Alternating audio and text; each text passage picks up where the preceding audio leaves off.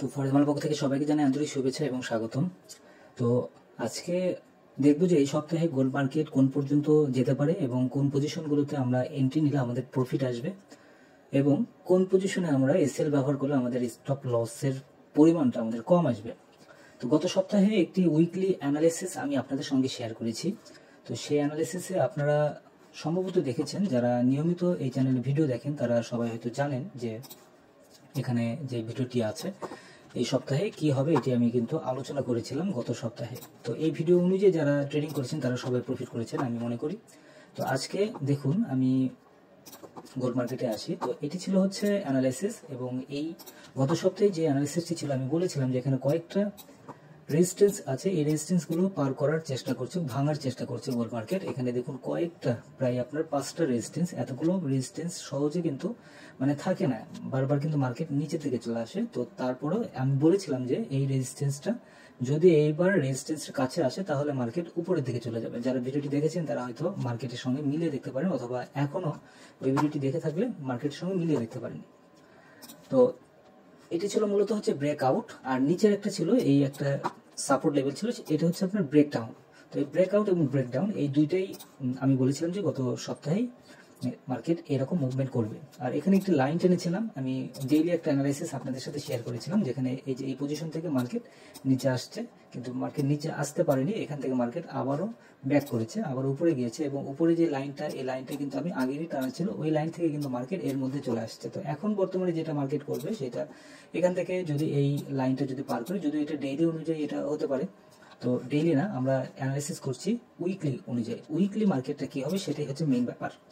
তো যেহেতু এখানে একটা লাইনের মধ্যে আছে, একটা সাইডওয়ে মার্কেট হয়ে আছে, এখানে দেখুন কত সুন্দর একটা সাইডওয়ে মার্কেট হয়ে আছে, একদম এমনভাবে সাইডওয়ে হয়ে আছে, এটি যখন ভাঙবে, এই ভাঙলে তখন মার্কেট নিচের দিকে চলে আসবে, আর এখান থেকে যদি উপরের দিকে ভাঙে তাহলে মার্কেট আরো উপরের দিকে চলে যাবে। তো যাদের ট্রেড হোল্ড আছে তাদের জন্য একটু রিস্কি হয়ে যাবে, কারণ বর্তমানে গোল্ড মার্কেটের উপরে যে কোনো প্রকার রেজিস্ট্যান্স নাই, মানে ও কোন পজিশন থেকে আসবে সেটা কিন্তু নাই। এখানে আপনারা একদম ক্লিয়ার দেখতে পাচ্ছেন যে মার্কেট একদম এইভাবে কিন্তু উপর দিকে উঠে চলে যাচ্ছে। তো সেই অনুযায়ী আবার নিচের দিকেও আসতে পারে, যদি ব্রেকডাউন হয় সেই ক্ষেত্রে হয়তো নিচে আসতে পারে। তো এখন এখানে আমাদের যেটা মেইন যেই পয়েন্ট আমাদের দেখতে হবে যে অ্যাকচুয়ালি আমরা কোন পজিশনগুলোতে আমরা এন্ট্রি নিব, বা মার্কেট অ্যাকচুয়ালি এখন কি ঘটতে পারে মার্কেটে। তো এটি গত সপ্তাহে এটি অ্যানালিসিস ছিল, আর এখন বর্তমানে আমি নতুন একটি লাইন টেনে রেখেছি, সেই অনুযায়ী দেখা যাবে। আর এখানে দেখুন আরেকটা জিনিস, সেটা হচ্ছে এখানে মুভিং অ্যাভারেজগুলো কিন্তু এখানে সেট করা আছে, এই যে মুভিং অ্যাভারেজ, এই মুভিং অ্যাভারেজ অনুযায়ী কিন্তু মার্কেট ওইভাবে কিন্তু মার্কেট গিয়েছে। এটা আমি এর আগে অনেকবার আপনাদের সাথে আলোচনা করেছি, এই মুভিং অ্যাভারেজ নিয়ে আপনারা কাজ করতে পারেন, একদম খুব পারফেক্টলি কাজ করে মুভিং অ্যাভারেজ।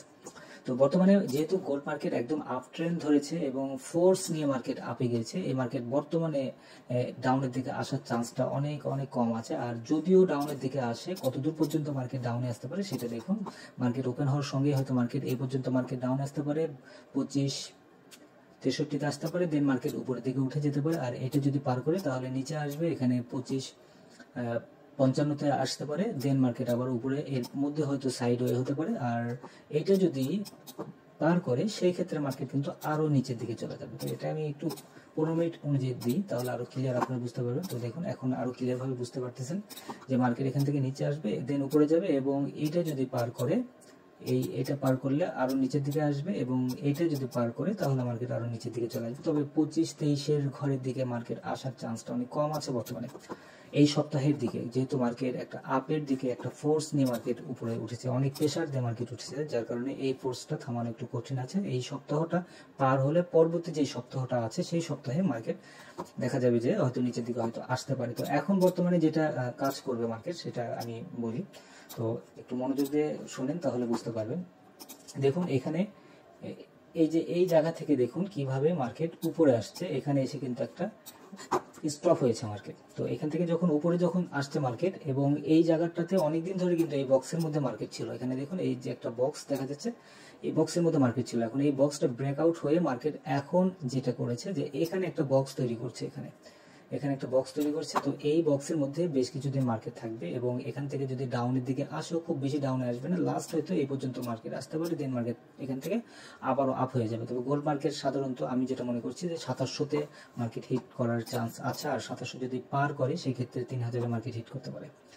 তো এই হচ্ছে ব্যাপার। তো এখন আপনাদের অ্যাকচুয়ালি কোন পজিশনগুলোতে আপনারা মানে এন্ট্রি নেবেন উইকলি, যারা অ্যাকাউন্ট ট্রেডগুলো হোল্ড করেন তাদের জন্য আমি বলছি।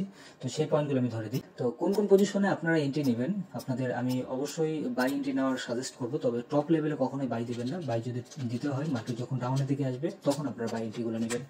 তো এখন মার্কেট আপনার বাই এন্ট্রি নিলে এসএল যেটা আসবে, এসএল 25-60 আপনারা এসএল ব্যবহার করতে পারেন। অবশ্যই মার্কেট যখন এই নিচের দিকে যখন আসবে তখন আপনারা বাই এন্ট্রিগুলো নেবেন, মানে এই পজিশনগুলোতে যখন আসবে মার্কেট তখন বাই এন্ট্রিগুলো নেবেন, তাহলে আপনাদের প্রফিট আসবে।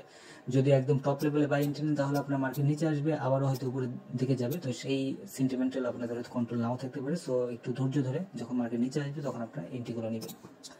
তো এটি হচ্ছে আপনার প্রথম এসএল, মানে বাই যেখানেই নেন না কেন এসএল এই পজিশন পর্যন্ত ব্যবহার করবেন। আর একটা এসএল আছে সেটি হচ্ছে 25-50-এ একটা এসএল ব্যবহার করতে পারেন। যদি মার্কেট নিচের দিকে আসে দেন এখান থেকে আবার হয়তো উপরের দিকে চলে যাবে। আর একদম নিচে যেটা আছে একদম এই যে 25-23 এই এখানে এর ঘরের কাছাকাছি যদি মার্কেট আসে সেক্ষেত্রে আপনি 25-23 লেভেল আছে, এখানে 25-22-এ আপনারা এসএল ব্যবহার করতে পারেন। আর সেল এন্ট্রির ক্ষেত্রে যে পজিশনগুলো আছে সেটা আমি দেখিয়ে দিই। সেল এন্ট্রির ক্ষেত্রে